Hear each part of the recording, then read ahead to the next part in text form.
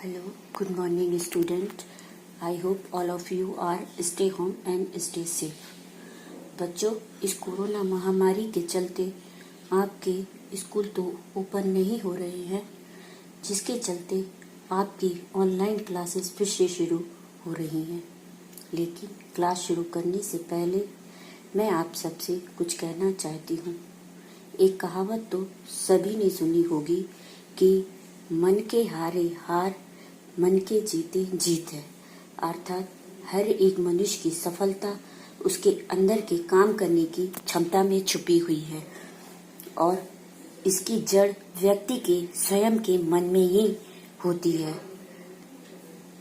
इस कहावत को कहने का तात्पर्य मेरा यह है कि आप यह ना सोचें कि हमारी क्लास 10th है, बोर्ड एग्जाम है, स्कूल ओपन नहीं हो रहे हैं, पढ़ाई कैसे होगी।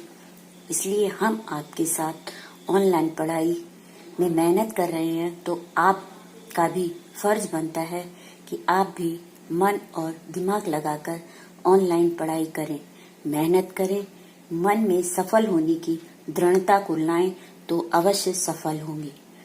So all students please be serious and attend all subject class. Thank you। और अब हम पाठ 3 आपका जल संसाधन पढ़ाएंगे। जल संसाधन, जल यानी पानी, संसाधन यानी जो हमें प्रकृति द्वारा निःशुल्क पदार्थ प्राप्त होते हैं, वो सारे आपके संसाधन के अंतर्गत आते हैं। इस तरह जल संसाधन भूमि के बाद दूसरा महत्वपूर्ण प्राकृतिक संसाधन जल है। पृथ्वी के नीचे और ऊपर पाए जाने वाले सभी प्रकार के जल को जल संसाधन कहते हैं। यह जल हमारे लिए अत्यंत महत्वपूर्ण है। यह जल जीवन दे भी सकता है और जीवन ले भी सकता है।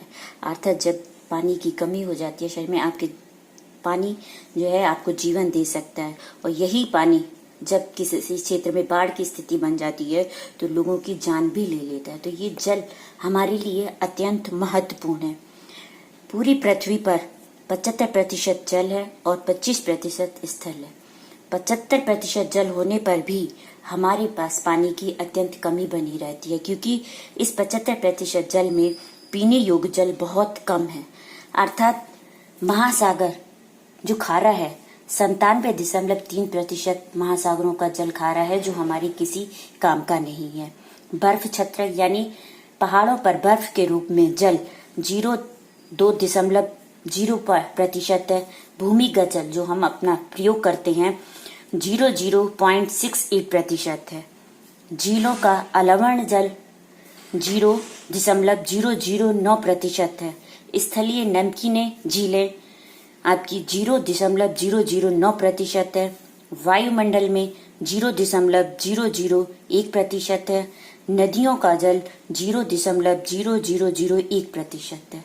इस प्रकार हमारे पीने योग्य या हमारे कार्य में लाने योग्य जल बहुत कम है। आपने देखा प्रयोग में लाने योग्य अलवणीय जल का अनुपात बहुत कम है। यह अलवणीय जल हमें सतही अफवाह और भूमजल स्रोतों से प्राप्त होता है। सतही अफवाह यानी नदियों तालाबों से प्राप्त होने वाला पानी, भूमजल यानी पृथ्वी के अंदर से जो हम हैंडपंप कुओं से निकालते हैं उसे भूमजल कहते हैं, जिनका लगातार नवीकरण और पुनर्भरण जलीय चक्र द्वारा होता रहता है। अब प्रश्न आता है कि जलीय चक्र क्या है। पृथ्वी का 3 हिस्सा जो महासागरों से घिरा हुआ है, इन महासागरों का जल वाष्पीकरण क्रिया द्वारा वायुमंडल में जाता है और वायुमंडल में उपस्थित गैस लवणों से मिलकर वह पुनः वर्षा के रूप में धरातल पर आता है, और धरातल पर गिरने के बाद नदियों और नालों द्वारा यह पानी पुनः महासागर में चला जाता है।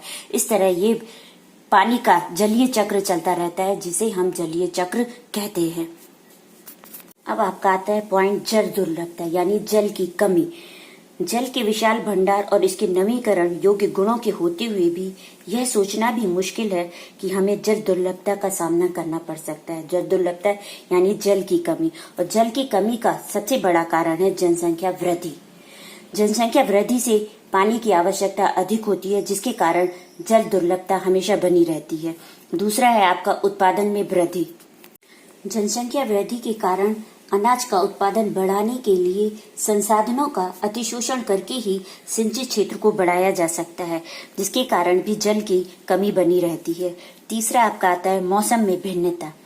मौसम में भिन्नता भी जल की दुर्लभता का कारण है, क्योंकि वर्षा का वितरण असमान है।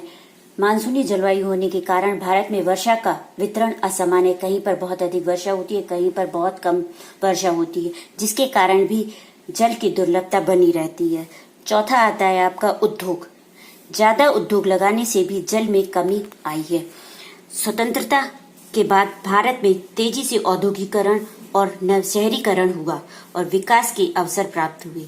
आजकल हर जगह बहुराष्ट्रीय कंपनियां बड़े बड़े उद्योग घरानों के रूप में फैली हुई हैं। उद्योगों की बढ़ती हुई संख्या के कारण अलवणीय जल संसाधनों पर दबाव बढ़ रहा है। उद्योगों का अत्यधिक जल के अलावा उनको चलाने के लिए ऊर्जा की भी आवश्यकता होती है, जो काफी हद तक जल पूर्ति से ही की जा सकती है। इस प्रकार आपने देखा कि जल दुर्लभता के कई कारण हैं। दूसरा बात है कि जल दुर्लभ तो है, यानी जल की कमी तो हमारे पास बनी ही है, लेकिन जो जल हमारे पास है उस जल की गुणवत्ता में भी कमी होती जा रही है। गुणवत्ता यानी क्वालिटी, उसकी स्वच्छता। तो जल गुणवत्ता या उसकी क्वालिटी में कमी क्यों हो रही है, इसके भी कई कारण हैं, जिसमें सबसे पहला आता है आपका प्रदूषण। प्रदूषण से जल की गुणवत्ता में कमी आई है, यानी जल प्रदूषित होता जा रहा है। आपने देखा होगा कि कई लोग जलों में गंदगी बहा देते हैं, पूजा करते हैं, पूजे की असामग्रियां जलों में डाल देते हैं, पशु जानवरों को नहलाते हैं नदी तालाबों में, जिससे जल प्रदूषित होता जा रहा है। जल की गुणवत्ता में कमी आती जा रही है। दूसरा है औद्योगिक कचरा। जल की दुर्लभता का एक कारण उद्योग था, और जल की गुणवत्ता में कमी का भी कारण आपका दूसरा उद्योग ही है। उद्योगों से निकलने वाला कचरा, या जिसे अपशिष्ट पदार्थ कहते हैं, ये अपशिष्ट पदार्थ नदियों में बहा दिए जाते हैं, जिससे जल प्रदूषित होता जा रहा है और उनकी गुणवत्ता में कमी आती जा रही है। वर्षा जल हर जगह कंक्रीट होने के कारण धरती में नहीं समा पाता है, अर्थात आज आधुनिक युग में हर जगह सीमेंट के रास्ते बनने लगे हैं, सीमेंट के मकान वगैरह बनने लगे हैं, जिससे वर्षा के जल को पृथ्वी ग्रहण नहीं कर पाती है। पहले ही आपने देखा होगा कि कच्चे मकान होते थे, कच्चे रास्ते होते थे, तो वर्षा का जल जमीन सूख लिया जाता था। लेकिन अब कंक्रीट के रास्ते होने के कारण, पक्के मकान होने के कारण जल जो है पृथ्वी सूख नहीं पाती है और जल की कमी बनी रहती है, जिससे जल प्रदूषित भी होता जा रहा है, क्योंकि वो बह जाता है या एक जगह एकत्रित होकर वो प्रदूषित बनता जा रहा है। तो आपने देखा कई कारण हैं जल की गुणवत्ता की कमी के। लेकिन इसी के साथ हमें समय की मांग है कि हम अपने संसाधनों का संरक्षण और प्रबंधन करें, स्वयं को स्वास्थ्य संबंधी खतरों से बचाएं, खाद्यान्न सुरक्षा, अपनी आजीविका और उत्पादक क्रियाओं की निरंतरता को सुनिश्चित करें और हमारे प्राकृतिक परितंत्रों को निर्मीकृत होने से बचाएं। जल संसाधनों के अतिशोषण और कुप्रबंधन से इन संसाधनों का ह्रास हो सकता है और पारिस्थितिकी संकट में समस्या पैदा हो सकती है, जिसका हमारे जीवन पर गंभीर प्रभाव हो सकता है। पारिस्थितिक तंत्र हमने आपको पहले भी बता दिया है कि पारिस्थितिक तंत्र क्या है। जैविक और अजैविक घटक मिलकर एक तंत्र की रचना करते हैं, जिसे हम क्या कहते हैं, पारिस्थितिकी तंत्र कहते हैं। और ये घटक आपस में एक दूसरे से इस तरह बंधे रहते हैं कि एक घटक में भी अंतर आने पर पूरी पारिस्थितिकी तंत्र में अंतर आ जाता है, जिसका सबसे अधिक प्रभाव मानव जीवन पर ही पड़ता है।